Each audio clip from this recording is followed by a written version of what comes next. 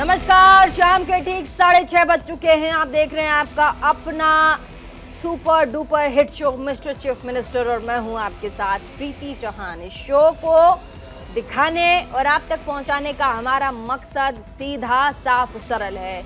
इस शो के माध्यम से मुख्यमंत्री, आपके राज्य के मुख्यमंत्री से जुड़े तमाम खबरें हम आप तक पहुंचा सकें, साथ ही आपके मुख्यमंत्री की बड़ी बातों को आपको बता सके और आपके आसपास के राज्यों में क्या कुछ चल रहा है उसकी भी पूरी जानकारी हम आपको दे सके।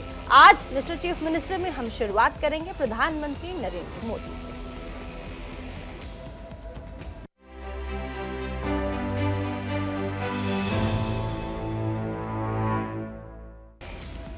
प्रधानमंत्री नरेंद्र मोदी ने दिल्ली के हैदराबाद हाउस में जर्मन चांसलर ओलाफ स्कॉल्ज के साथ बैठक की। तकरीबन 1 घंटे तक चली इस बैठक के बाद प्रधानमंत्री मोदी और ओलाफ स्कॉल्ज ने संयुक्त रूप से प्रेस को संबोधित किया।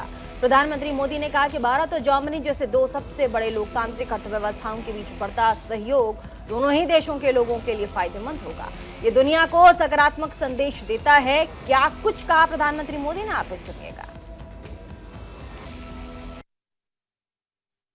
हमारी 3 बैठकें हुई और हर बार हमारी चर्चाओं में उनकी इस दूरदृष्टि और विजन से हमारे द्विपक्षीय संबंधों को एक नई गति और ऊर्जा मिली है। आज की बैठक में भी हमने सभी महत्वपूर्ण द्विपक्षीय मुद्दों तथा क्षेत्रीय एवं अंतर्राष्ट्रीय विषयों पर विस्तारपूर्वक चर्चा की। फ्रेंड्स, भारत और जर्मनी के मजबूत संबंध साझा लोकतांत्रिक मूल्यों और एक दूसरे के हितों की डीप अंडरस्टैंडिंग पर आधारित है। दोनों देशों के बीच सांस्कृतिक एवं आर्थिक आदान प्रदान का भी लंबा इतिहास रहा है। विश्व की 2 बड़ी लोकतांत्रिक अर्थव्यवस्थाओं के बीच बढ़ता सहयोग दोनों देशों की जनता के लिए तो लाभकारी है ही, आज के तनावग्रस्त विश्व में इससे एक सकारात्मक संदेश भी जाता है। जर्मनी यूरोप में हमारा सबसे बड़ा ट्रेडिंग पार्टनर होने के साथ भारत में निवेश का भी महत्वपूर्ण स्रोत है। आज मेक इन इंडिया और आत्मनिर्भर भारत अभियान की वजह से भारत में सभी सेक्टर्स में नए अवसर खुल रहे हैं। इन अवसरों के प्रति जर्मनी की रुचि से हम उत्साहित हैं। चांसलर शोर्ज के साथ आज आया हुआ बिजनेस डेलीगेशन और भारतीय बिजनेस लीडर्स के बीच एक सफल बैठक हुई और कुछ अच्छे एग्रीमेंट भी, बड़े महत्वपूर्ण एग्रीमेंट भी हुए। Digital transformation, fintech, IT, telecom और सप्लाई चेन्स के डाइवर्सिफिकेशन जैसे विषयों पर हमें दोनों देशों के प्रमुख इंडस्ट्री लीडर्स के उपयोगी विचार और सुझाव भी सुनने को। और इससे पहले प्रधानमंत्री नरेंद्र मोदी ने युवा शक्ति का कौशल विकास और शिक्षा विषय का पोस्ट बजट वेबिनार को संबोधित किया। वेबिनार के दौरान प्रधानमंत्री मोदी ने कहा कि नई तकनीकी नए जमाने की कक्षाओं के निर्माण में मदद कर रही है। ये बजट एक व्यवहारिक और उद्योगोन्मुखी शिक्षा प्रणाली को अपनी ओर केंद्रित करता है। साथ ही ये बजट युवाओं के बेहतर भविष्य की नींव रखने वाला भी है। प्रधानमंत्री मोदी ने कहा कि अमृतकाल बजट में युवाओं और उनके भविष्य को सबसे ज्यादा महत्व दिया गया। सालों से हमारा शिक्षा क्षेत्र कठोर उपेक्षा का शिकार रहा है। हमने इससे बदलने का प्रयास किया। आप भी सुनिए कि पोस्ट बजट वेबिनार में प्रधानमंत्री मोदी ने क्या कुछ महत्वपूर्ण बातें कही हैं। हमारा एजुकेशन सिस्टम प्रैक्टिकल हो, इंडस्ट्री ओरिएंटेड हो, ये बजट इसकी नींव मजबूत कर रहा है। वर्षों से हमारा एजुकेशन सेक्टर रिजिडिटी का शिकार रहा। हमने इसको बदलने का प्रयास किया है। हमने एजुकेशन और स्किलिंग को युवाओं के एप्टीट्यूड और आने वाले समय की डिमांड के हिसाब से रीओरिएंट किया। राष्ट्रीय शिक्षा नीति में भी लर्निंग और स्किलिंग दोनों पर समान जोर दिया गया है। मुझे खुशी है कि इस प्रयास में हमें टीचर्स का बहुत सपोर्ट मिला। इससे हमें अपने बच्चों को अतीत के बोझ से मुक्त करने का बहुत हौसला मिला है। इसलिए सरकार को एजुकेशन और स्किलिंग सेक्टर में और रिफॉर्म करने के लिए प्रोत्साहित किया है। साथियों, नई टेक्नोलॉजी नई तरह के क्लासरूम के निर्माण में भी मदद कर रही है। कोविड के दौरान ये हमने अनुभव भी किया है। इसलिए आज सरकार ऐसे टूल्स पर फोकस कर रही है जिससे एनीवेयर एक्सेस ऑफ नॉलेज सुनिश्चित हो सके। आज हमारे ई लर्निंग प्लेटफॉर्म स्वयं में 3 करोड़ मेंबर हैं। वर्चुअल लैब्स और नेशनल डिजिटल लाइब्रेरी में भी नॉलेज का बहुत बड़ा माध्यम बनने की संभावना है। डीटीएच चैनल्स के माध्यम से स्टूडेंट्स को भी स्थानीय भाषाओं में पढ़ाई का अवसर मिल रहा है। आज देश में ऐसे अनेक डिजिटल और टेक्नोलॉजी आधारित इनिशिएटिव चल रहे हैं। इन सारे इनिशिएटिव्स को नेशनल डिजिटल यूनिवर्सिटी से और बल मिलेगा। ऐसे फ्यूचरिस्टिक कदम हमारी शिक्षा, हमारी स्किल और हमारे ज्ञान विज्ञान के पूरे स्पेस को बदलने वाली। अब बात उत्तर प्रदेश के मुख्यमंत्री योगी आदित्यनाथ की, जिन्होंने यूपी असेंबली में विपक्ष पर तल्ख तेवर दिखाए। राज्यपाल के अभिभाषण पर धन्यवाद प्रस्ताव पर चर्चा का जवाब देते हुए मुख्यमंत्री ने पूर्व की सरकारों को जमकर घेरा। मुख्यमंत्री ने राज्यपाल हत्याकांड के गवाह की हत्या पर कहा कि अतीक अहमद को समाजवादी पार्टी ने सांसद बनाया था। हमारी सरकार माफियाओं के खिलाफ है। माफिया कोई भी हो, उन्हें हम मिट्टी में मिला देंगे। इस दौरान मुख्यमंत्री योगी और समाजवादी पार्टी के प्रमुख अखिलेश यादव की तीखी बहस भी हुई।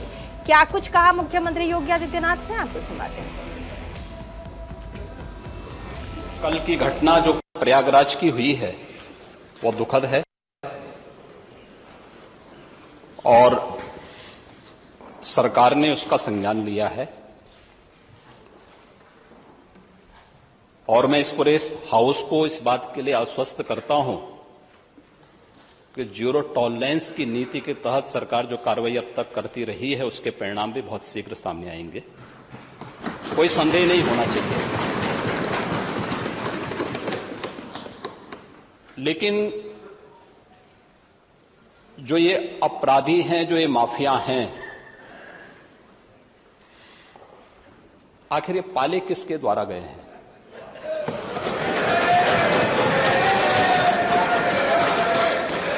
बात जवाब आ जाए। ये जब अभी आपका नाम तो नहीं जाएगा, आपने के खिलाफ जवाब आ जाए। जिस माफिया के खिलाफ जो भी हो, जिसने भी किया, किसी का नाम तो नहीं लिया ना, किसी का नाम तो नहीं सच नहीं कि समाजवादी पार्टी ने उन्हें सांसद बनाया था। ये सच नहीं है। आप अपराधियों को पालेंगे। प्रदेश पार्टी जिस किसी भी पार्टी का रहा हो, क्या चाहिए बताइए? क्या अपराधी नहीं था? किस पार्टी का था? किस पार्टी का था? आप सारे अपराधियों को पालेंगे, उनको माल्यार्पण करेंगे और उसके बाद तमाशा बनाते हैं आप लोग। एक तरफ अपराधियों को प्रश्रय देंगे, उन्हें गले का हार बनाएंगे और दूसरी तरफ फिर दोषारोपण भी करेंगे। मैं उन्हीं पे आ रहा हूं, उन्हीं बातों पे चर्चा करने के लिए आ रहा हूं। हमारी पार्टी में आप बताइए किस पार्टी का सदस्य है, क्योंकि बहुजन समाज पार्टी से आपकी दोस्ती है इसलिए बहुजन समाज पार्टी का नाम नहीं ले रहे आप। हम भी उन्हीं बातों पे कह रहे हैं। क्या यह सच नहीं कि जिस अतीक अहमद के खिलाफ पीड़ित परिवारों ने मुकदमा दर्ज कराया उसके परिवार के खिलाफ, वह समाजवादी पार्टी के द्वारा पोषित माफिया है और उसकी कमर को तोड़ने का काम हमारी सरकार ने किया है। और फिर मैं कहता हूं इसी इस माफिया को मिट्टी में मिला देंगे। सरकार किसकी है? सरकार किसकी है? गफलत में हो, ये माफिया है, इनको मिट्टी में मिलाने का काम करेंगे। जो एक महिला राज्यपाल उत्तर प्रदेश की सर्वोच्च संवैधानिक प्रमुख का सम्मान नहीं कर सकते, मान्यवर उनसे ये उम्मीद करना कि वो प्रदेश की आधी आबादी का सम्मान करेंगे, ये तो उनके शासनकाल के समय हुआ ही था जब स्टेट गेस्ट हाउस की घटना घटित हुई थी।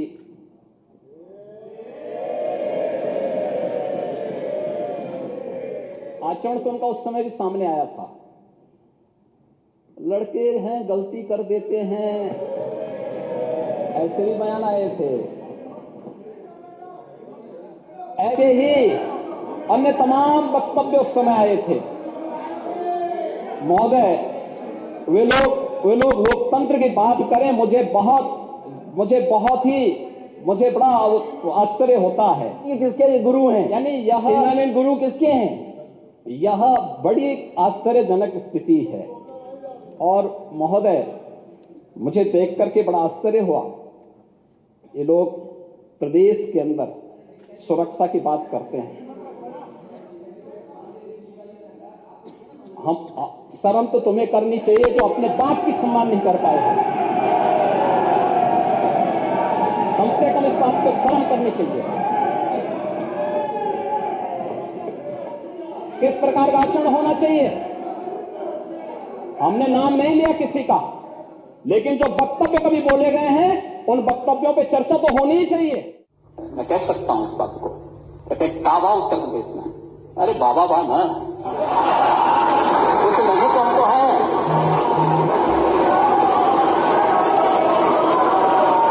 उससे भी परेशान है। परेशानी तो हर व्यक्ति की समझी जा सकती है। मातृशक्ति की बात हो रही थी। नेता विरोधी दल कह रहे थे कहां पे जो है हेल्प डेस्क बना है। प्रदेश के सभी 1537 थानों में और जीआरपी के थानों को मिलाएंगे 1584 थाने आते हैं। इन सब में महिला हेल्प डेस्क की स्थापना हो चुकी है। प्रत्येक जनपद में एक अतिरिक्त महिला थाना के साथ साथ एक अतिरिक्त महिला परामर्श चौकी की स्थापना हो चुकी है। प्रदेश के सभी 1537 थानों में 10,417 महिला बीट गठित की गई है और प्रदेश के सभी ग्राम पंचायतों में जहां पर ग्राम सचिवालय का निर्माण हो चुका है वहां एक मिशन शक्ति कक्ष का निर्माण भी किया जा चुका है। और अब बात कर लेते हैं बिहार की। बिहार में आज मुख्यमंत्री नीतीश कुमार ने पूर्णिया में महागठबंधन की जनसभा में जनता को संबोधित किया। इस दौरान मुख्यमंत्री नीतीश कुमार ने बीजेपी पर जमकर हमला बोला। मुख्यमंत्री नीतीश कुमार ने गृहमंत्री अमित शाह का नाम लिए बिना उन पर तंज कसा और कहा कि वे 2021 में पहली बार केंद्र में मंत्री बने, अपनी पार्टी के नेताओं को भी ठीक से नहीं जानते हैं। यहां तक कि बीजेपी को बनाने में जिन नेताओं का योगदान रहा उनके साथ उन्होंने लंबे समय तक काम किया, बस हर चीज पर सिर्फ कब्जा करने की कोशिश में जुटे रहे। इस दौरान मुख्यमंत्री नीतीश कुमार ने एक बार फिर से कांग्रेस से अपील की और कहा कि जल्दी गठबंधन पर कोई फैसला करें।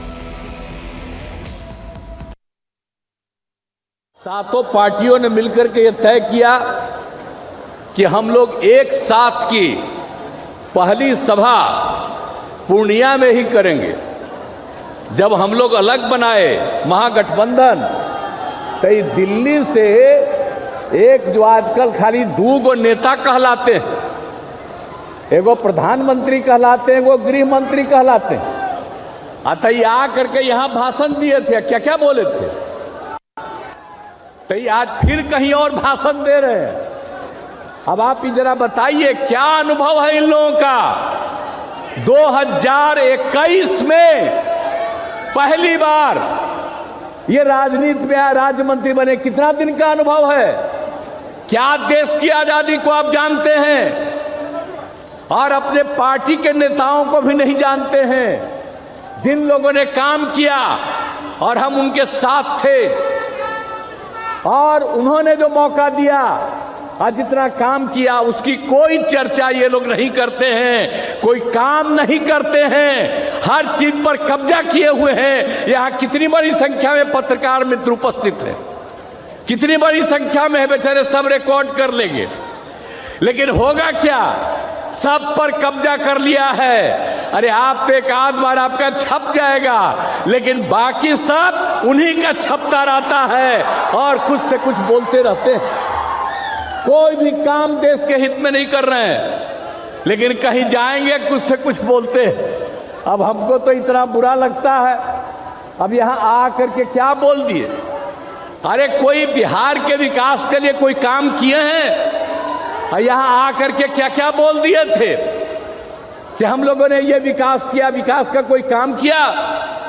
जो इन लोगों ने घोषणा किया था 2015 में विधानसभा के चुनाव के पहले, अब शुरू में हम लोग जब एक साथ थे, और तब इन लोगों ने कह दिया था कि हम बिहार को मदद करेंगे। अब जितना मदद करने का ऐलान किया आज तक हुआ जी नहीं हुआ है। हम लोग मिल करके अब 7 पार्टी एक साथ हैं, अब बिहार में जितना काम कर रहे हैं और आगे करेंगे, तो इनको तो बता दिया 10 लाख लोगों को हम लोग नौकरी देंगे और आगे उन लोगों को काम करने का मौका मिले। ये सब चीज हम लोगों का लक्ष्य है। तो ये सब तो करते रहेंगे, हम लोग तो करते रहेंगे, लेकिन आज जो हम लोग एक साथ हैं, हम लोगों की इच्छा है, जब हमने तय किया और उन लोगों को छोड़ करके इधर आ गए, तो देश भर के हर राज्य से विभिन्न पार्टियों ने फोन करके हमको धन्यवाद दिया और उसके बाद कहा सब एकजुट होकर के आगे चलें। तो इसके लिए तो हम लोग प्रयास कर रहे हैं। तो यहां तो अब खाली वेट कर रहे हैं कांग्रेस पार्टी का। जितना जल्दी आप लोग तय कर लीजिएगा, आप जान लीजिए 2024 का जब चुनाव होगा, चाहे इतना घूमे 100 सीट भी नहीं इनको देश में मिलेगा, ये जान लीजिए। तो जब एकजुट हो जाएंगे तो बहुत बड़ा चीज होगा। इसलिए सब लोग मिल करके जल्दी से जल्दी बुलंदी कीजिए, हम लोग तो उसी का इंतजार कर रहे हैं। अगर बुलंदी नहीं कीजिएगा, अगर नहीं बुलंदी करिएगा, तब फायदा किसको होगा, सोच लीजिए।